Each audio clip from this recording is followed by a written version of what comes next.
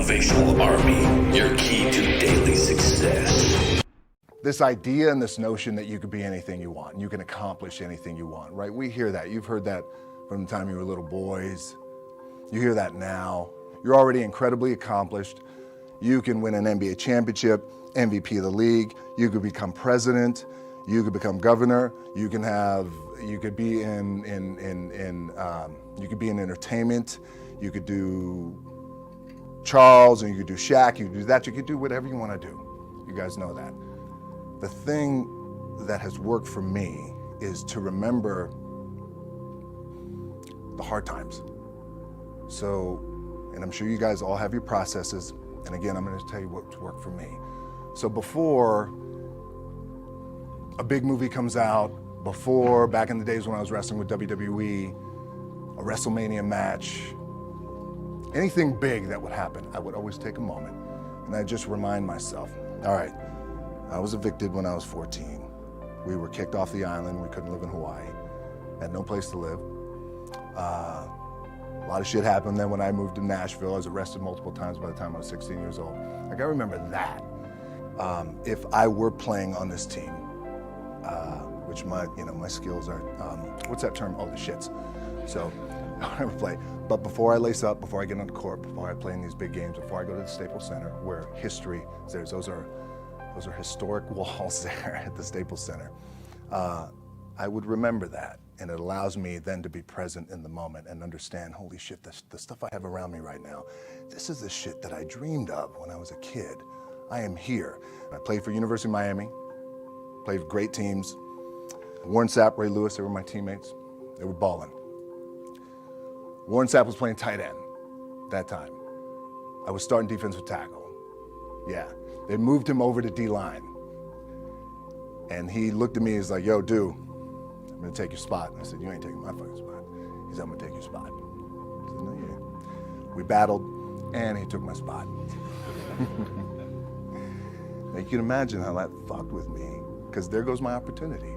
He went in, switched to defensive tackle, lit the world on fire. But what that did, it crushed me, and it crushed my dreams. I had a piss poor senior year, zero production, no NFL, no combine invite, nothing. Finally went to the CFL, Calgary Stampeders, making $250 a week Canadian.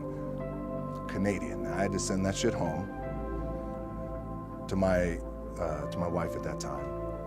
Had no money. So I remember that.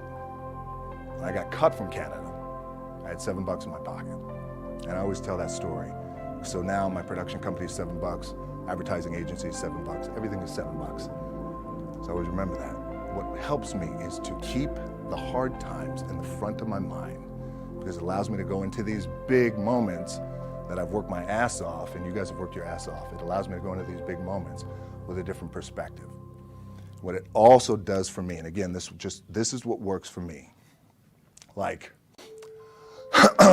I keep my back, excuse my language, my back is up against this motherfucker. Every day, it's against this fucking wall. Excuse my language, ladies in the room. But it's up against this motherfucker because it's what I believe in. And when my back is against this motherfucker, then there's nowhere to go.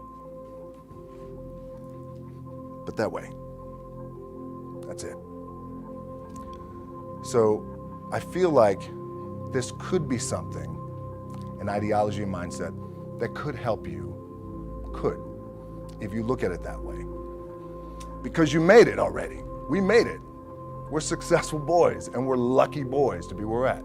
Oh, you guys made it. Everybody's rich in the room. Nobody's gonna get evicted anymore.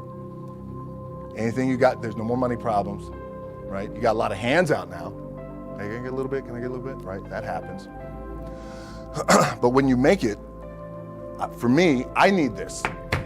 I need this. So every day, my back is up against this motherfucker, and this is how I operate. Now, doesn't mean you don't smile, doesn't mean you don't laugh and joke, right? You're happy, I'm a happy guy. But when it comes to business, and when it comes to executing, it's up against this. And I gotta go that way. And I don't give a fuck who is in front of me. They're not gonna stop me.